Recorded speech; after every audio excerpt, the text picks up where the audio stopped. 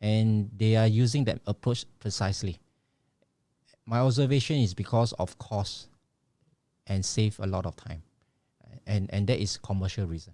Yes, people need to understand, if you were to hand pick fruiting body mushrooms and grow it in the US, the price per kilogram for lion's mane would be over $300 to $400.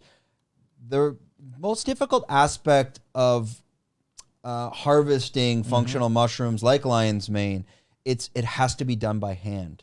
So if you got to think of the labor costs in the US compared to, most of it is coming from China.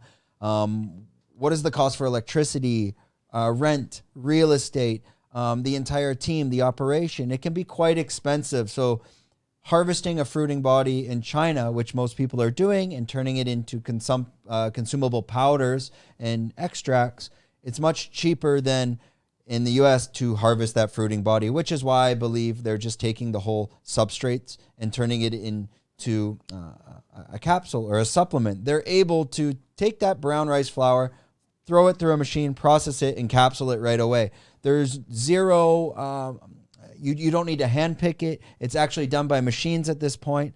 That's the whole point of this podcast, and the idea behind the fruiting body mushrooms is I just want to educate and show the people the differences between these processes and the quality of the product that you're taking. That is precisely why we're here today.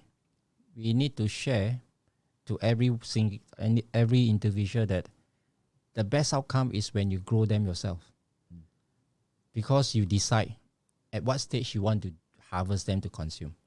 But if you leave it to the corporation, you have what they produce. So you want to control what you eat, you grow it yourself, and who knows, by doing so, you have other value-added benefit as well. But again, I believe companies who are using this method of approach, they will have some form of studies to justify why they are using brown rice and then grind it up to make into capsule together with the mushroom. So they may have some studies on that to show there's no compromise or benefit. All right. Yeah, I think they use the brown rice because now you'll use sawdust for lion's mane as well. Yep. Well, that's the thing. You can't consume sawdust. Yes. So they're going to use the brown rice flour. That is what I would love to see, and it doesn't exist yet. I would love to see studies done by Johns Hopkins or Oxford University, and there's a couple schools and universities in the UK that are planning to do this, is to do human clinical trials on the difference between the mycelium on grain versus the fruiting body. I do believe that the mycelium has a huge benefit. I don't think there is enough that you could extract, and I'm not sure how you would extract it from the brown rice flour, but the way you've explained it, where you're actually taking it from that part of the process, I think there's a huge benefit there. I don't think that process could be on a large scale. It would be nearly impossible. The cost would just be too expensive. But if you're doing it from your home, that might be an interesting way to consume it. Consuming your own mycelium grown on the mushroom itself.